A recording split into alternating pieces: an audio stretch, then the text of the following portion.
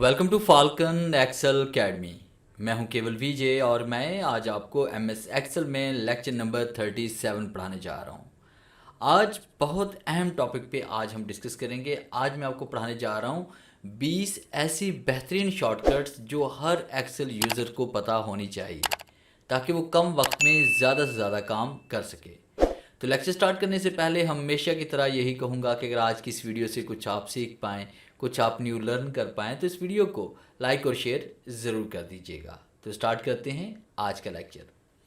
सबसे पहले हम बात करेंगे इसमें कॉलम इंसर्ट करने के बारे में कि अक्सर हमें कॉलम इंसर्ट करने की ज़रूरत पड़ती है, रो इंसर्ट करने की ज़रूरत पड़ती है। तो देखिए हमारे पास यहाँ पे कॉलम हमारे पास में आ रहा है। ये देखिए हमारे पास कॉलम है और उसके बाद आपने मुकम्मल जहाँ पे आपने कॉलम इंसर्ट करना है वहाँ पे आपने इस तरह से क्लिक करके कॉलम को सिलेक्ट करना है और कीबोर्ड से आपने कंट्रोल का बटन प्रेस करना है, फिर साथ में प्लस का साइन प्रेस करेंगे तो आप देखें जहाँ पे आपने क्लिक किया था वहीं पे आपको एक न्यू कॉलम मिल चुका है। इसी तरह से अगर आपने रो इंसर्ट करनी है तो आपने यहाँ पे रो के नंबर पे आपने क्लिक करना है। जैसे आपको यहाँ पे एक रो चाहिए तो आप कंट्रोल के साथ प्लस के साइन पे क्लिक करें और जैसे कंट्रोल प्लस करते जाएंगे तो आपको रो भी मिलती जाएगी।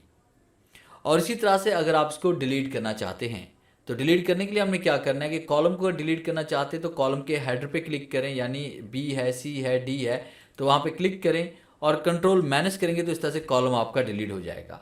और इस तरह से अगर आप यहाँ पे नंबरों को डिलीट करना चाहते हैं तो आपने नंबर पे क्लिक करना है, कंट्रोल माइनस करेंगे तो आपके नंबर भी यहाँ पे रो भी डिलीट होती जाएगी। तो इस तरह से हम कॉलम को इंसर्ट भी कर सकते हैं और कॉलम को या रो को डिलीट भी कर सकते हैं। और नेक्स्ट शॉर्ट की जो मैं पढ़ाने जा रहा हूँ ये भी बड़े काम की है। अक्सर प्रोफेशनल्स को इसकी ज़रूरत पड़ती रहती है, अक्सर प्रोफेशनल इसको यूज़ भी करते हैं। अगर आप प्रोफेशनल बनना चाहते हैं तो इसकी का लाजमी इस्तेमाल कीजिएगा।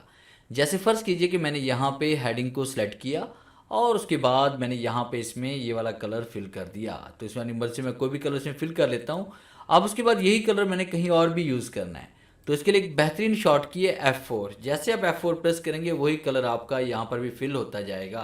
तो इस तरह देखिए मैं F4 प्रेस कर रहा हूँ तो साथ साथ में वही कलर आपका फिल हो रहा है। अब उसके बाद जैसे फ़र्ज़ कीजिए कि मैंने यहाँ पे इन तमाम सेल्स को यहाँ पे सिलेक्ट किया और मर्ज कर लिया। अब हम इसको सिलेक्ट करते हैं, सिलेक्ट करने के बाद मर्ज कर लिया। बाद वैसा होता है कि एक ही ओपन शीट के अंदर बार बार सेल को मर्ज करना पड़ता है। तो आपने एक बार से मर्ज किया, मर्ज करने के बाद अब आप इन तमाम सेल को सिलेक्ट करें, साथ में आपने जैसे F4 प्रेस करेंगे तो वो सेल आपके ऑटोमेटिक मर्ज होते जाएंगे। यानी जो एक्शन आपने अप्लाई किया है वो देखें बार बार आपका यहाँ पे अप्लाई भी हो रहा है। जैसे मैं F4 प्रेस कर रहा हूँ तो यही एक्शन आपका बार बार अप्लाई हो रहा है। देखिए मैं जैसे इसको सिलेक्ट करता हूँ, F4 प्रेस करता हूँ तो ये देखिए सेल आपके मर्ज हो रहे हैं। और उसके बाद नेक्स्ट की जो हम पढ़ने जा रहे हैं शॉर्टकट की वो ये है कि अगर आप मुकम्मल कॉलम को सिलेक्ट करना चाहते हैं तो उसके लिए आपने क्या करना है। तो यहाँ पे मैं एक न्यू शीट क्रिएट कर लेता हूँ और कॉलम को मुकम्मल सेलेक्ट करना चाहते हैं तो आपने उस कॉलम में क्लिक करना है जिस कॉलम को आप कंप्लीट सेलेक्ट करना चाहते हैं।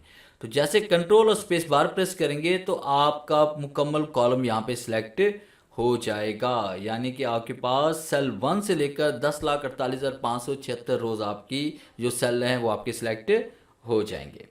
इस तरह से अगर आपने यहाँ पे रो को सिलेक्ट करना है तो यहाँ पे क्लिक करते हैं, शिफ्ट के साथ आप जैसे स्पेस बार यूज़ करेंगे तो आपके पास यहाँ पे यानी 16,384 हमारे पास यहाँ पे जो सेल हैं वो सिलेक्ट हो चुके हैं इस रो के अंदर।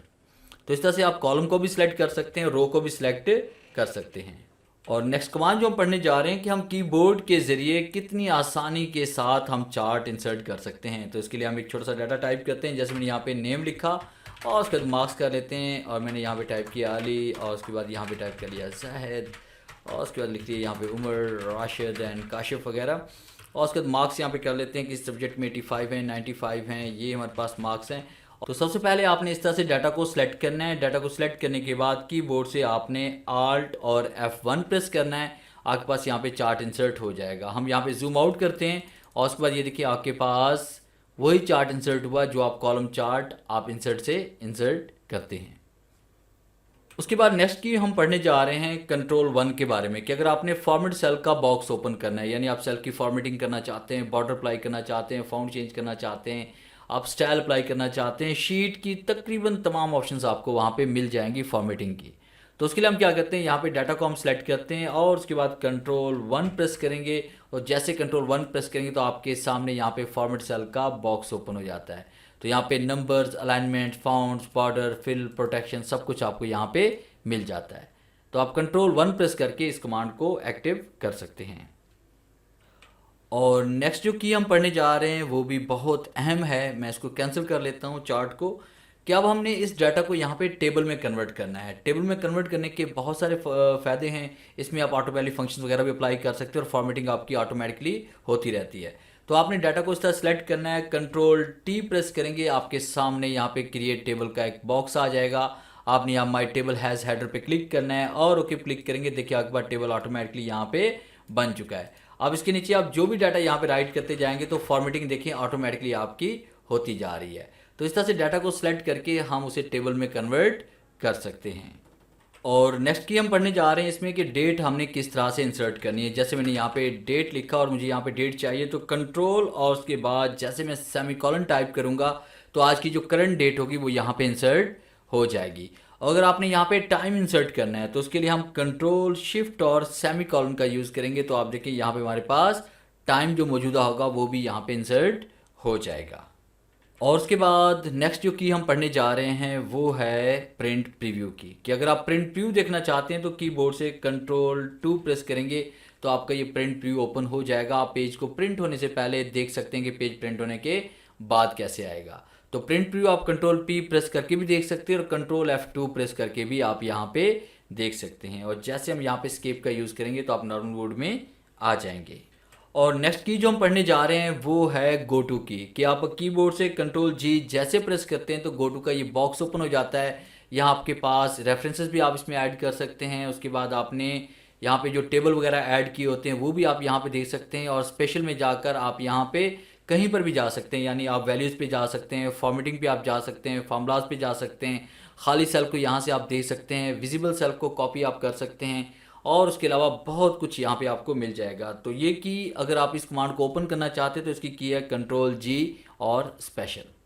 तो इस तरह से आप इस कमांड को ऑन कर सकते हैं। और उसके बाद नेक्स्ट की जो हम पढ़ने जा रहे हैं ऑल और एंटर के बारे में। बहुत अहम की है कि बाद में ऐसा होता है कि आपने यहाँ पे डाटा लिखा है, जैसे मैंने यहाँ लिखा ऑब्टेन और उसके बाद मैं मार्क्स लिखना चाह रहा हूँ। मैं चाहता हूँ इसी सेल के अंदर एक न्यू लाइन मैं यहाँ पे इंसर्ट कर सकूँ। तो आप देखें इसके अंदर कर्सर ब्लिंक कर रहा है। जब ये कर्सर ब्लिंक कर रहा हो तब आपने कीबोर्ड से ऑल्ट प्रेस करना है और एंटर प्रेस करेंगे तो यहाँ पे हम इसमें एक ही सेल के अंदर एक न्यू लाइन इंसर्ट कर सकते हैं ऑल्ट और एंटर प्रेस करते हुए।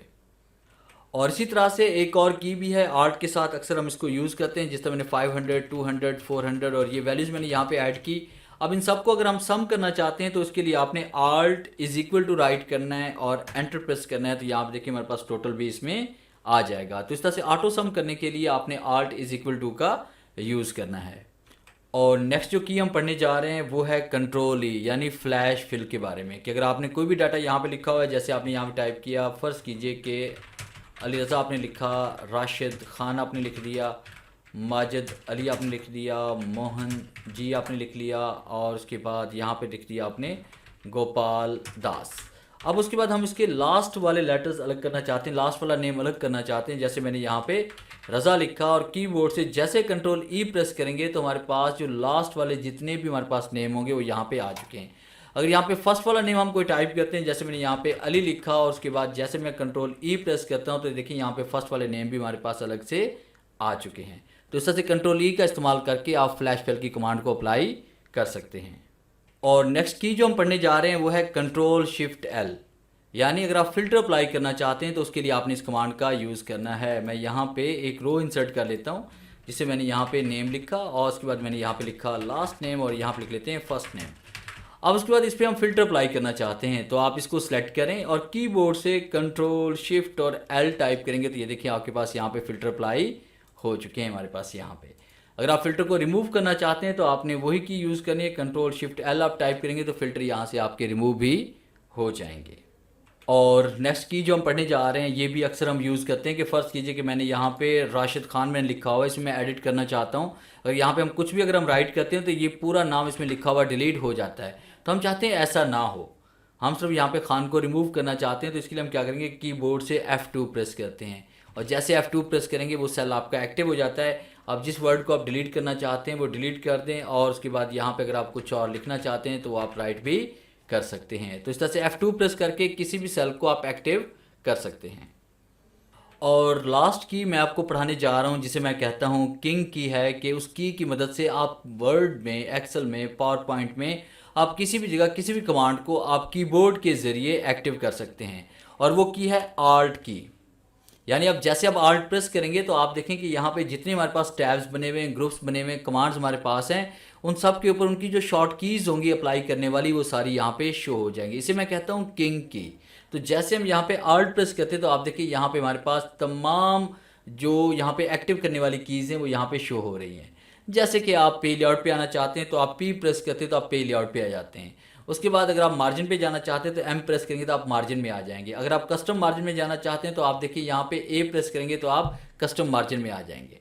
तो इस तरह से आप यहाँ पे आल्ट प्रेस करके तमाम कमांड्स को, जैसे हम इंसर्ट पे जाना चाहते हैं तो एन प्रेस करेंगे, टेबल में जाना चाहते हैं तो टी प्रेस करेंगे, और उसके साथ अगर आप यहाँ पे शेप में जाना चाहते हो तो आपने एस एच प्रेस करना है। तो देखिए आपके पास यहाँ पे एक ही की मदद से आप किसी भी कमांड को आराम के साथ, आसानी के साथ एक्टिव कर सकते हैं। तो ये था मेरा आज का लेक्चर जिसमें मैंने आपको एम एस एक्सेल की 20 बेहतरीन शॉर्टकट कीज़ के बारे में पढ़ाया। अगर आप एम एस एक्सेल में एक्सपर्ट बनना चाहते हैं तो इन कीज़ का इस्तेमाल ज़्यादा से ज़्यादा करें। तो उम्मीद है आज के लेक्चर में बहुत कुछ न्यू सीखने को मिला होगा। वीडियो अच्छी लगी है तो इसे लाइक कीजिए और अपने दोस्तों के साथ शेयर कीजिए। मिलते हैं हम नेक्स्ट लेक्चर में, तब तक के लिए गुड बाय।